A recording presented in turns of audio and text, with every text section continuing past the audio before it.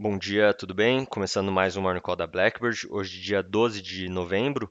E ontem, na segunda-feira, o Ibovespa ele fechou praticamente de lado, com 0,03% de alta, com o mercado aguardando o pacote fiscal.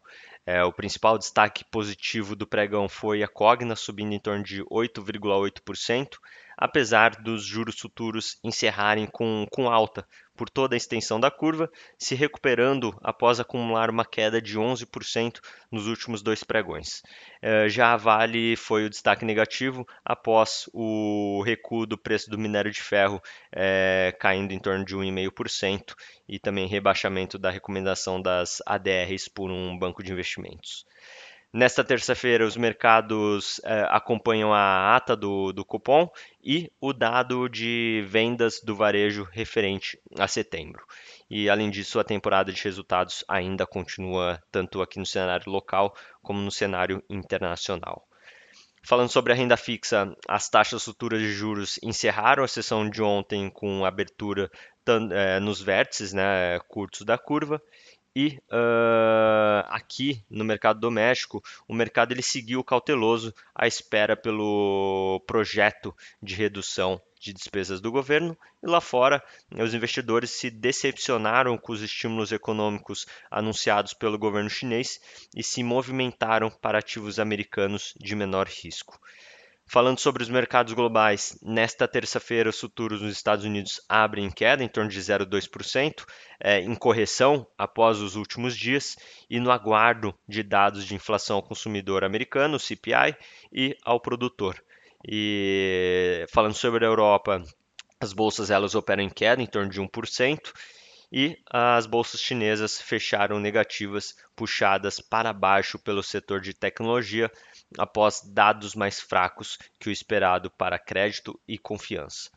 Falando sobre economia, no Brasil, as projeções de mercado para a inflação, segundo o Boletim Focus, aumentaram em 2024, 25 e 26.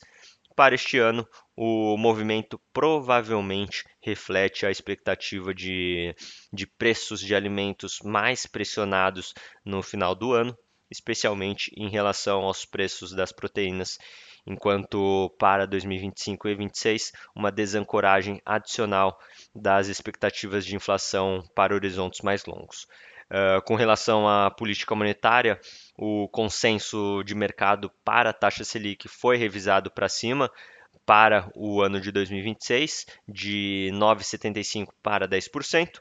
No que diz a respeito ao final do atual ciclo de alta de juros, as projeções apontam que a Selic deve atingir 12,5% em junho de 2025. E falando sobre o setor público consolidado brasileiro, ele registrou um déficit primário de 7,3 bilhões de reais em setembro. A dívida bruta do governo geral caiu 0,2 pontos percentuais em relação a agosto, atingindo 78,3% do PIB. O dado de setembro preocupa. O governo central melhorou consideravelmente seu resultado primário graças a um forte aumento na arrecadação de impostos. Por outro lado, os estados e municípios decepcionaram mais uma vez.